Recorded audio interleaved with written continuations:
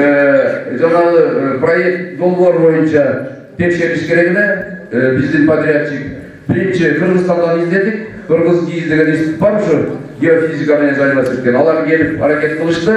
Андан кийин айтышты, биз кыла албайт экенбиз, туугандар, кечирип коесуздар деп. Андан кийин бул сентябрда болду.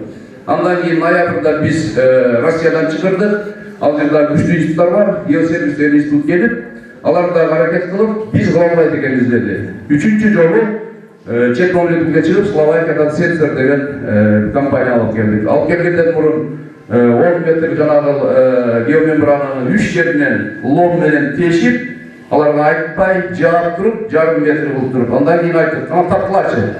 Алар 20 мүнөттүн ичинде таптып ошолор. Үчөөнүн точкасы өзүнүн түрүндө. Ошондон кийин биз аларга ишенип, андан кийин жанагы калдык сактоочу жерди баарын текшертип чыктык. Ошондо чоң бир жарым метрден болгон айрылган жерлерди табышты. Биз алардын баарын кайрадан жамап, кайра ордуна келтирдик. Эми айтып берейин, ошол айрылган эмнеден айрылган? Жаны Бакыт мырза айтып кетти, таш айрып үстүнөн басылган деди. Биз караганда азыр фотографиялар баардыгы бар. Ал техникадан айрылган. Ошондо биздин өзүбүздүн туугандар жанагы үстүнө ташты таштап атканда, кумду таштап атканда грейдер болот ал жерде, грейдердин немеси менен, лопатасы менен кырып кеткен. Анын изи дагы турган, биз ачканда баарын көрдүк. Андан өткөндө элдик комиссия келгенде биз туугандарга айттык, жанагы группа келгенде силер да текшерип көргүлөр. Үчөөлөр, төртөөлөр калгыла, биз силерге берели момду, биз кетели, андан кийин жыртып 3-4 жерди жаап койгула, анан биз аларды чыгырып келели, текшерсин десек, туугандар болгон жок, эми ишенишсе керек да, ошонун баардыгына. Кийинки сөз мындай азыркы кийинкиде жана жер астындагы суулар деген суроо берилди.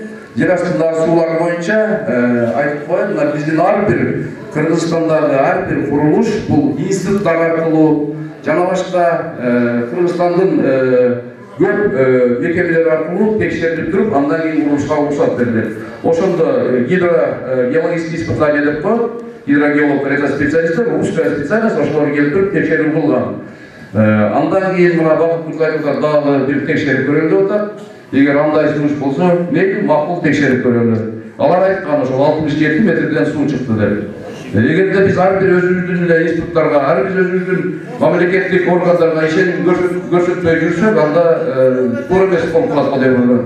Туугандар, Кыргызстанда бардык курулуштар ушул биздин органдар, институттар аркылуу курулат. Эгерде биздин институттардын алып жетпесе, биз жаңа айтып кетпедим, биз чет мамлекеттен алып келип атабыз. Кийинки суроо мынандай деп айтылган, жанагы шамалдын багыты деп. Туугандар, проект боюнча шамалдын багыты ошол сертифицированный жанагы неме болот, метеостанция болот. Ошонун канча жылдык немесин архивин карап туруп, ошондо шамалдын багытын чыгарат. Жанагы Бакыт мырза көрсөткөн нерсе бул жанагы табигый немеде куюм деп коет кыргызча. Бул 1 жылда бир болушу мүмкүн, 2 жылда бир болушу мүмкүн. Өзүңүздөр билесиздер, көбү шаарларды учуруп келип атат бул нерсе. Да, андай болушу мүмкүн. Дагы бир айта турган нерсе,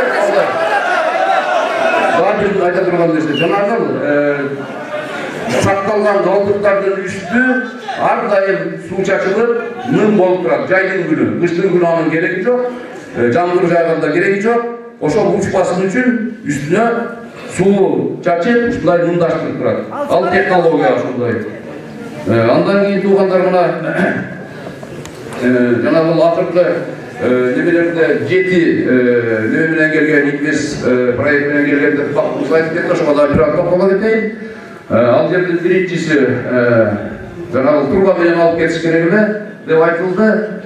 Мындай да туугандар, биз ошондо ой жакшы болгон да аларда, алда проект болгон эмес, изилдөө болгон эмес. Ой жакшы болуп, ал акчасы аз болсун деп, ошол жактан фабриканы жана тегирменди тоонун үстүнө коюп туруп, андан кийин калганын турба менен алып чыгып коебуз. Машиненин кереги жок, эчтекенин кереги жок, ойлогон. Бирок ошол жерди текшерип көргөндө ал жерге тегирменди курганга мүмкүн эмес экен. Экинчиси гравитация методу дейт. Гравитация методу менен иштете турган алтын бул жерде жок. Ал көзгө көрүнгөн алтын деп коет. Көзгө көрүнгөн алтын бул талаш жер үй месторождениесинде жок. Ал башка жерлерде мисалы үчүн Чаткалда бар, тиги Казарманда болгон, бул жерде бул өтө майда болгон алтын только цианид менен алынат. Ошондуктан ал технология болбой калды. Үчүнчүсү жанагы кургак калдыктар пресстелип чыгат деди. Мисалы үчүн бул жана кек деген, калдык деген нерсе бул суу эмес, лайка эмес, бул кургак нерсе.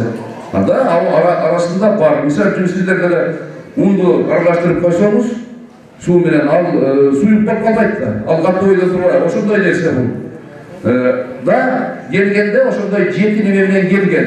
Кайсынысы ошонусу оң келсе ошону жасайбыз деген. Но изилдөөлөр проектте көрсөткөндө ошол аркылуу кийин иш жүрүлөт да. Анан ал деген жанагы презентация деп коет, биринчи өздөрүнүн багытын ар дайым келгенде түшүндүрөт. Мисалы үчүн мен деле bir строительдерди чыгырсам, кандай кылып мына жерди саласың десем, ал айтат, мындай кылсалар, примерде 50 миң, 30 миң, 20 миң болот дейт, кийин эсептеп келгенде башка акча чыгат, башкача салынат да туугандар. Бул ошол сөз. Рахмат.